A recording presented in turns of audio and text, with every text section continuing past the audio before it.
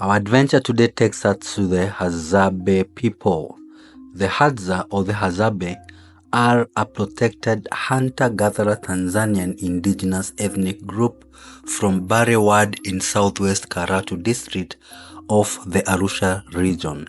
They still live around the Lake Eyasi Basin in the Central Rift Valley and in the neighboring Serengeti Plateau.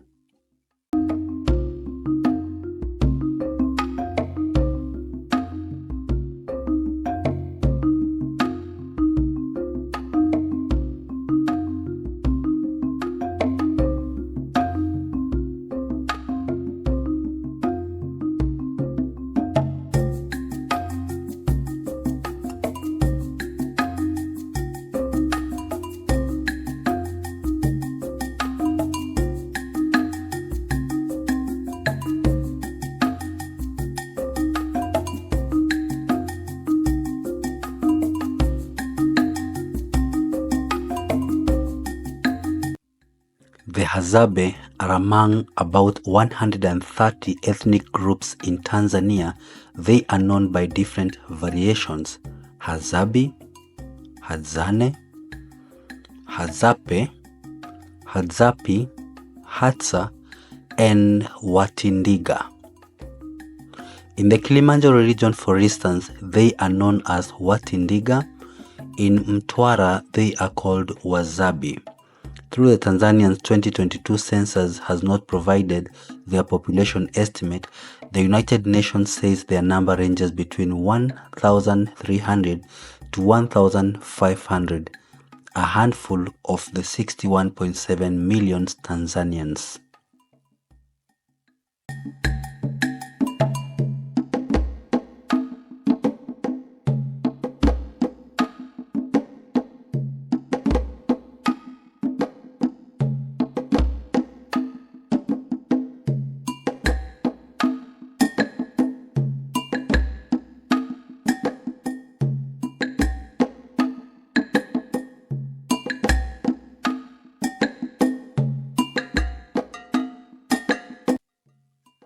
The Hadzabe people are considered one of the last hunter-gatherer tribes in Africa, with approximately 1,300 tribe members.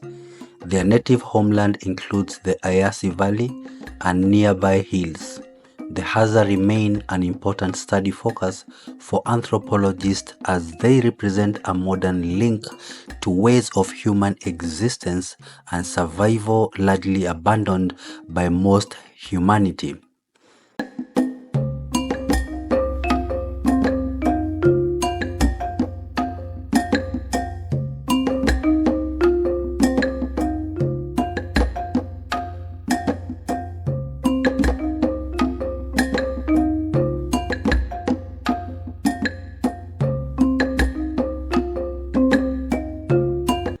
As a hunter-gatherer society, the Hadza have no domesticated livestock, nor do they grow or store their own food. The Hadza survive by hunting their food with handmade bows and arrows and foraging for edible plants.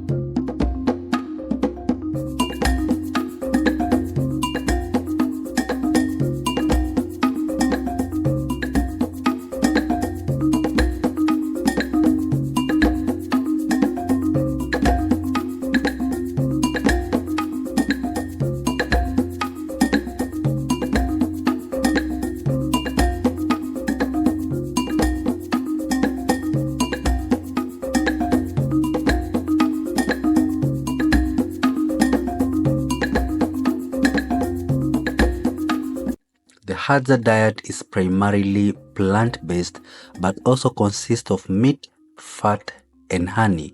They create temporary shelters of dried grass and branches, and they own few possessions.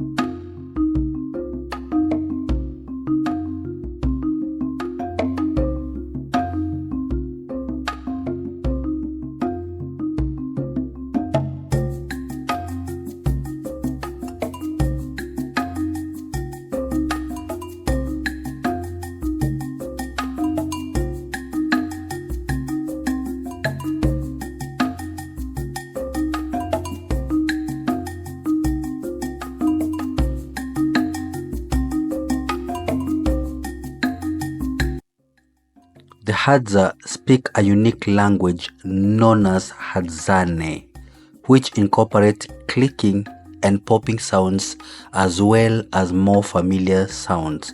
According to their own history, which they preserve through oral tradition, the Hadza have lived in their current environment bordering the Serengeti plains since their first days as a unique group. This is relatively close to the spot where Homo habilis, one of the earliest hominids, lived 1.9 million years ago. Genetically, the Hadza show one of the oldest lineage of contemporary humans.